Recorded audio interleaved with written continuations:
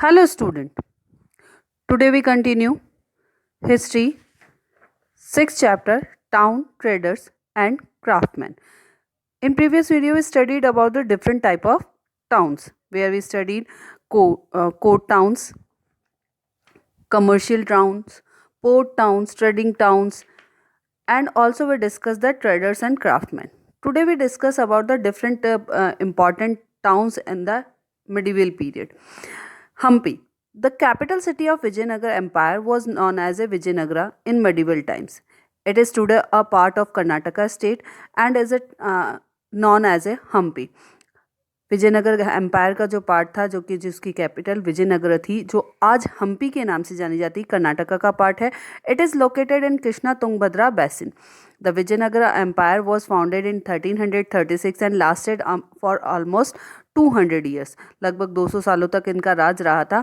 The ruins of the city reveal that it was a fortified city. इसके जो remains हैं या फिर इसके जो अवशेष मिले हैं उससे पता चलता है कि ये एक फोर्टिफाइड सिटी थी, मतलब कि इसकी किलेबंदी की हुई थी. एक तरीके से कह सकते हैं चार दीवारी वाली सिटी थी. In the construction of the fort walls, wedging the techniques by interlocking the locks together was use. No cement और मोटार वॉज यूज. इनकी जो फोर्ट की दीवारें थी वो इस तरीके से टेक्निक से बनाई गई थी कि वो आपस में जुड़ी हुई थी, बिना किसी सीमेंट और बिना किसी चूना पत्थर के यूज़ किए हुए. मतलब पत्थरों को इस तरीके से बनाया गया था कि वो एक दूसरे में इंटरलॉक हो रहे थे. The splendid architecture of Hampi has been praised by many travellers. इसका जो ये शानदार आर्किटेक्चर स्टाइल है वो कई ट्रैवलर्स ने इसको अप्रिशिएट किया है, इसकी प्रशंसा की है. It was studied with many temples, forts and palaces. इसमें बहुत हम्पी में बहुत सारे टेम्पल्स हैं, किले हैं, महल हैं. The building in the royal complex had used arches, domes and pillared halls.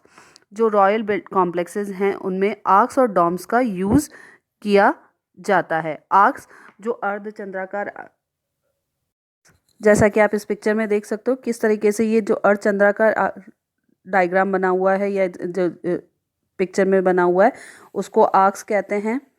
और ये जो गुंबद है उसको डॉम्स कहा जाता था. इस तरीके की जो ये डिज़ाइंस हैं इनको गुंबद कहा जाता था. तो उस टाइम में इस तरीके की आर्किटेक्चर स्टाइल यूज़ की जाती थी. There were the niches on the walls for holding sculptures.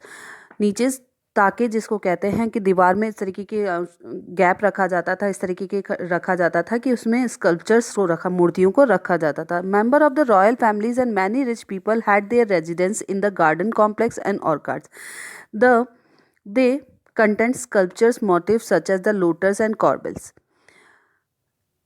The empire had its own fleet of ships. इस एम्पायर के अपने पास अपने खुद के जहाजी बेड़े थे.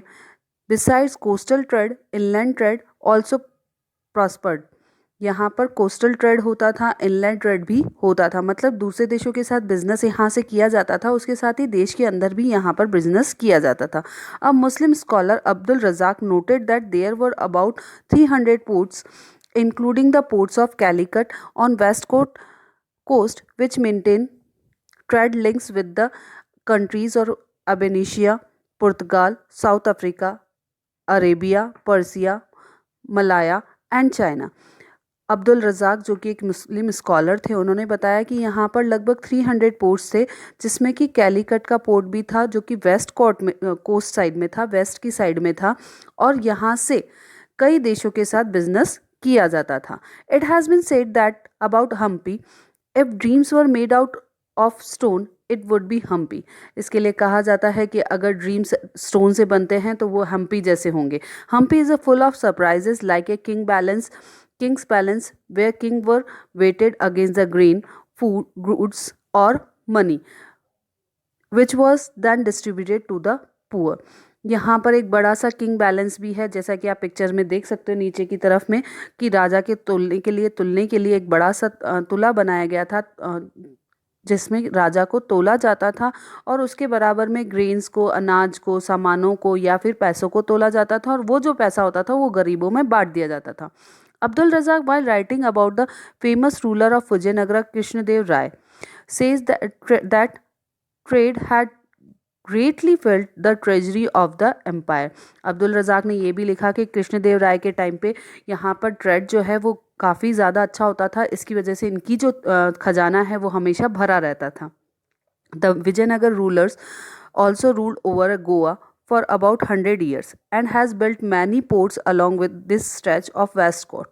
गोवा को उन्होंने 100 years तक रूल किया था और वहाँ पर उन्होंने अपना पोर्ट भी बनाया था. In 1469 Goa was reconquered by the Bahamani Sultans.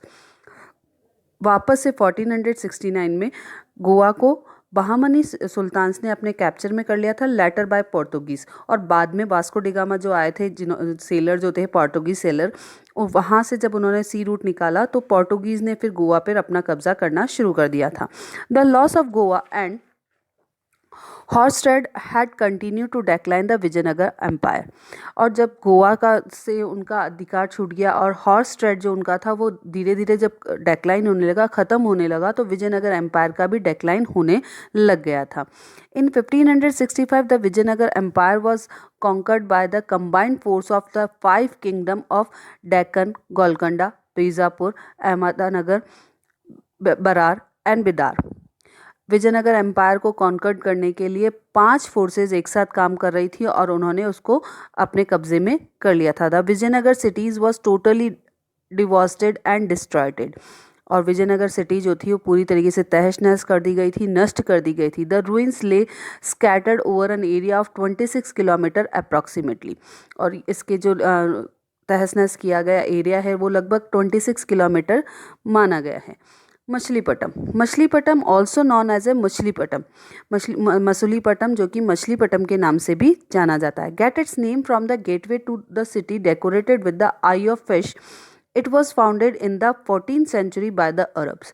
इसका नाम इसलिए बना क्योंकि इस सिटी को डेकोरेटेड किया गया था आई ऑफ फिश, मछली की आँख जैसे गेटवे से डेकोरेटेड किया गया था. इसकी एंट्री पर एक ऐसा गेट बनाया गया था जो कि मछली की आँख जैसा था. It was founded by 14th century by the Arabs.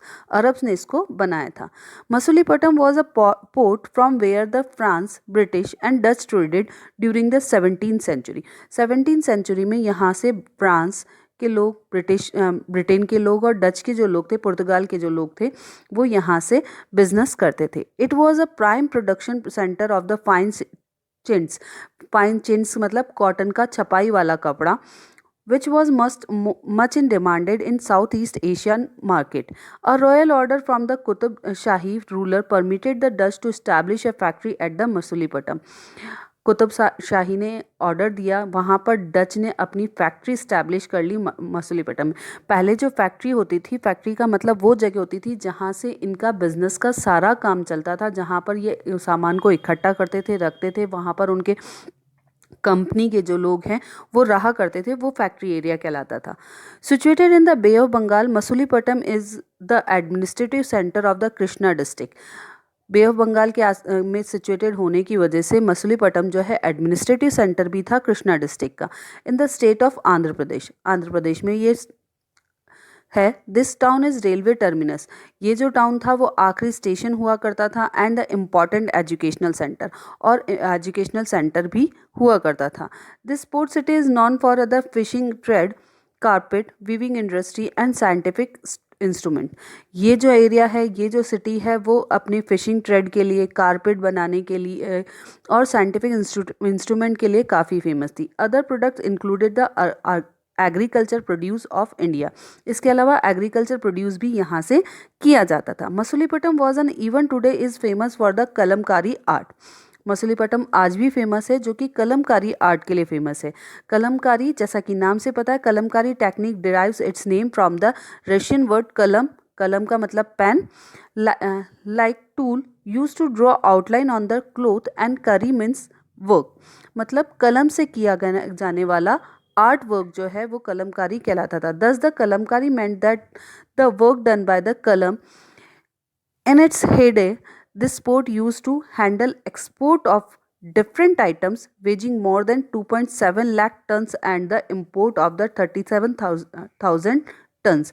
ये अब इनका जो वो समय था जब ये मसूलीपट्टम एरिया था वो काफ़ी आनंददायक था, काफ़ी कह सकते हैं उन्नति का समय था, जहाँ पर लगभग 2.7 लाख टन सामान जो है वो एक्सपोर्ट किया जाता था और 37,000 टन जो है इंपोर्ट किया जाता। बाहर भेजने वाला सामान ज़्यादा हुआ करता था, और बाहर भेजने वाला सामान ज़्यादा था मतलब कि इनके पास इनकम सोर्स काफ़ी अच्छा था। Now come to the Surat. You very well know about the Surat. Surat was an important port and the trading town during the Mughal period. It was the gateway for the trade with West Asia via the Gulf of Hormuz. It was a famous for all kind of cotton textile. ये अपने कि सभी तरह की cotton textile के लिए काफ़ी famous था. Fine cotton textile with zari border were exported to the market in west Asia and Europe. यहाँ से फाइन कॉटन जो अच्छी क्वालिटी का कॉटन का कपड़ा जो कि जरी के साथ काम किया गया था वो वेस्ट एशिया में और यूरोप में भेजा जाता था. In the 17th century the Portuguese, Dutch and English had their factories and warehouses at the Surat. 17th century आते आते पोर्टुगीज, डच, इंग्लिश यहाँ इन सब लोगों ने अपने फैक्ट्रीज़ मतलब वो जगह जहाँ पर ये अपना सामान रखते थे, अपनी फैक्ट्री का ऑर्गेनाइजेशन, अपने जो कंपनी का ऑर्गेनाइजेशन का काम करते थे, वो सारी जगह यहाँ पर इन्होंने बनाना इस्टेब्लिश करना शुरू कर दिया था. According to the English chronicler Ovington, on an average 100 ships of different countries could be found anchored at the port at any given time. क्रॉनिकर्स जैसा कि इतिहासकार ओविंगटन जो कि इंग्लिश इतिहासकार थे, उन्होंने बताया कि यहाँ पर किसी भी समय पर 100 से ज़्यादा शिप जो हैं हुआ करते थे इस पोर्ट पे. मतलब 100 से ज़्यादा अलग अलग कंट्रीज़ के शिप होना एक बड़ी बात है उस समय में. In the 1573 the Portuguese traveller Duarte Barbosa described Surat as an important seaport frequented by the many ships from the Malabar and various parts of the world. During the reign of Akbar, Jahangir and Shah Jahan, Surat rose to the become a chief commercial city of India. Akbar, Jahangir और शाहजहाँ के time पे ये एक अच्छा administration city के रूप में develop हुआ था. As a major part of the west coast of India, Surat also served as a port of for Hajj and Mecca. और वेस्ट कोस्ट का एक इम्पॉर्टेंट पोर्ट होने की वजह से, बड़ा पोर्ट होने की वजह से यहाँ से हज और मक्का के लिए भी जो है सर्विस प्रोवाइड की जाती थी. In 1664 the Maratha king Shivaji attack Surat as it was the Mughal power centre and the wealthy port town which generated $1 million in taxes. 1764 में शिवाजी ने इस पर अटैक किया था क्योंकि ये मुगल पावर का एक सेंटर था. हमने अभी कहा कि कमर्शियल सिटी में के रूप में डेवलप हो रहा था, और कमर्शियल सिटी के रूप में डेवलप होने का मतलब यहाँ पर काफ़ी ज़्यादा पैसा था क्योंकि यहाँ पर ट्रेड बहुत ज़्यादा होता था. The prosperity of Surat received a fatal blow when the Bombay was ceded to the British as a part of dowry for the Catherine of Braganza's wedding to Charles second. इसकी जो prosperity, इसकी जो समृद्धि है वो एक तरीके से होने लगी थी या नष्ट होने की शुरुआत हो गई थी जब बॉम्बे को ब्रिटिश ने as a part of dowry, Britishers ने एज ए डॉवरी के रूप में कैथरीन ऑफ ब्रगेंजा की वेडिंग में चार्ल्स को सेकंड को दे दी थी. मतलब ब्रिटेन को चार्ल्स सेकंड का जब शादी हुई थी ब्रिगेंजा कैथरीन के साथ में जब चार्ल्स सेकंड की शादी हुई थी तो एज ए डॉवरी के रूप में बॉम्बे को दे दिया गया था, दहेज के रूप में बॉम्बे को दे दिया गया था. और उसके बाद सूरत में काफ़ी कह सकते हैं कि गिरावट आने लगी थी उसके ट्रेड में. Surat was sacked again by the Shivaji in 1670. By the 1687, the British East India Company had moved the presidency to the Bombay. The British took control of Surat again in 1759. Britishers ने 1759 पे इस पर अपना कब्जा कर लिया था. It is also known as a diamond capital of the world. ये डायमंड कैपिटल के रूप में भी जानी जाती है. 92% of the world's diamond are cut and polished in the Surat. क्योंकि यहाँ पर दुनिया के 92% जो डायमंड है पॉलिश किए जाते हैं, काटे जाते हैं, इसलिए इसको डायमंड कैपिटल के रूप में भी जाना जाता है. I hope you understand this chapter. So read it again and do the exercise. Okay, thank you.